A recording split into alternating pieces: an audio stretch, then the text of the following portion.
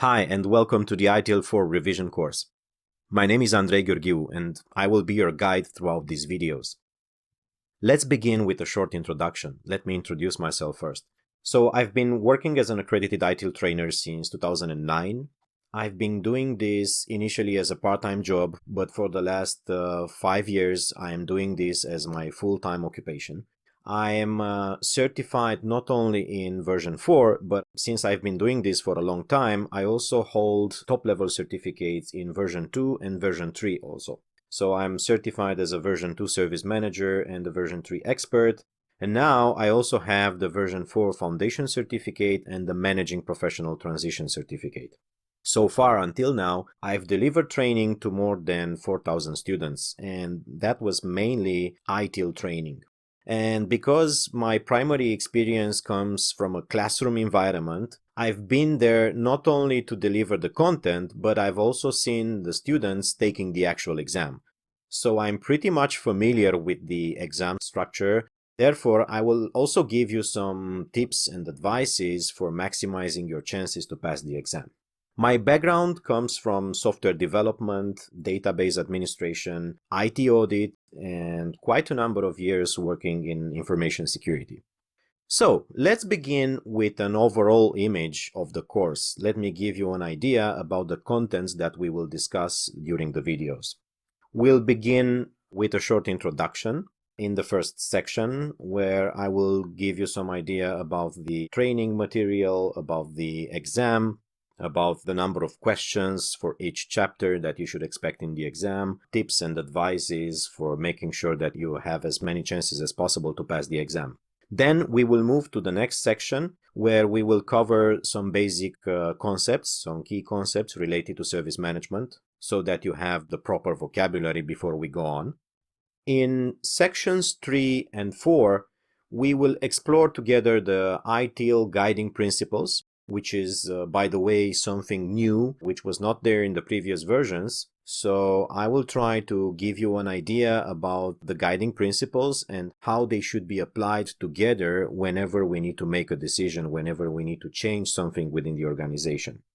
In section 5, we will discuss about another important concept, which is the 4 dimensions of service management, and I will give you examples so that you can understand how to apply this concept.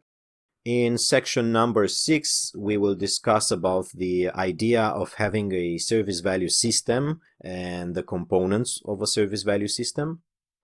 Section 7 is dedicated to the concept of a service value chain, and I will present each activity in the value chain, but also how to combine these activities in order to create value streams and solve particular business scenarios. Sections 8, 9, and 10 are dedicated to the ITIL practices.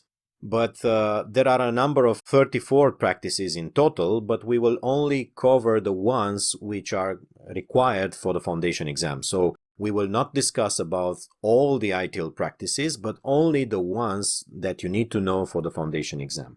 And I will give you sufficient examples so that you can understand the purpose of each practice and how it should be applied in which situation, how they interact with each other, and so on.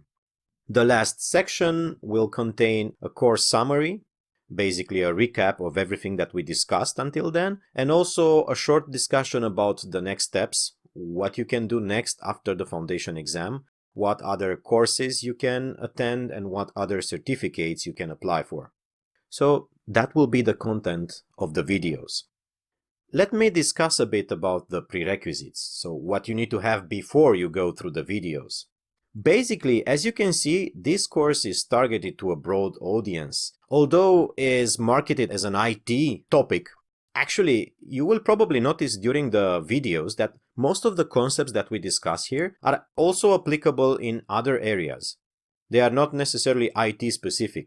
I would say that they are more service specific. So if you want to work in the service industry, or if you already work in the service industry and you want to improve your customer experience, if you want to deliver better services, if you want to be more efficient, then ITIL could be very useful and will definitely be very interesting to find out about the things contained by this framework. It does not require any technical knowledge or specific experience as a prerequisite. Of course, it is useful, but I will try to give you examples which are non-technical because basically everybody can understand the concepts in ITIL, so you should not expect any rocket science, any difficult to understand concepts. That's why I'm going to try to translate everything in a very simple language using very simple examples so that you can better understand the concepts that we have here. A minimum experience of working for a service provider organization is recommended, but is not mandatory. Which means if you previously worked in a service organization providing services, not necessarily IT services, it will definitely help because you will recognize some of the activities in ITIL. Obviously, because the videos are in English, having good English language skills is essential so that you can understand my examples, you can understand what I'm saying, but you should know that when you register for the actual exam, there are options to have the exam in more languages. So you can choose the most convenient option for taking the exam. Obviously, because the videos are in English, my advice would be to choose an English-based exam because that way our discussion and my presentation will help you the most for the actual exam. What about the objectives of this course? What am I trying to teach you? What am I trying to deliver here? First of all, I want to make sure that you will get a good understanding of the basic vocabulary concerning ITIL.